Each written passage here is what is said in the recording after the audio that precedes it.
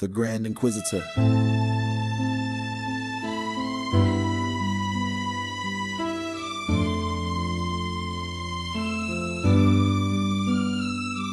Found in a town that Christ arrives in Spain, reborn on earth the same, and walks the streets as people gather round. Begins to heal the sick, a thorn upon his head, a crown, but soon is stopped by a High Cardinal, who orders guards to arrest this Christ who's blessing those passing by.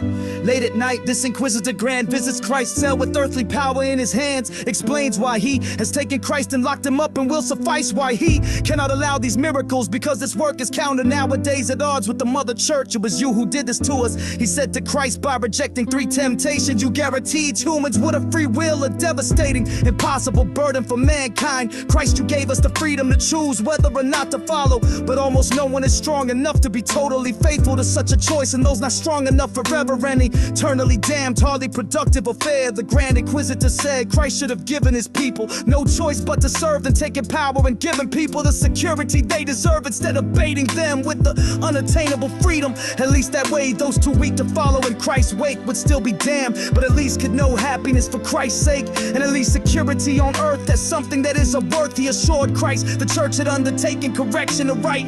Christ misstepped from woke to chokehold. The church had removed way the practitioner's freedom of choice and replacing it with this so-called security. The first temptation was to perform his miracles, and Satan placed Christ up on a pinnacle and told him prove that he was the Messiah, true, throw himself off, but Christ refused, for he knew not to tempt the Lord his God. The church now says Christ should have given his people a miracle, a grand transcendent spectacle. The Grand Inquisitor said, for most people need to see a show to be content to let their religious beliefs go. Man needs such supernatural beings to worship, and yet Christ refused to appear as one. He could have appeared as one. The third temptation was lust for earthly power, and Satan showed Christ all the kingdoms of the world, and he offered control of them all. The Christ declined. The Grand Cardinal says that Christ should have taken such power at hand. Since he did not, the church now had to take control in his name to convince men to give up free will and easy favor of their security and comfort. The Grand Inquisitor tells Christ ever since the church took over, the Roman Empire has been performing the work of the Satan, not because of evil, but because it seeks the best, most secure order for mankind.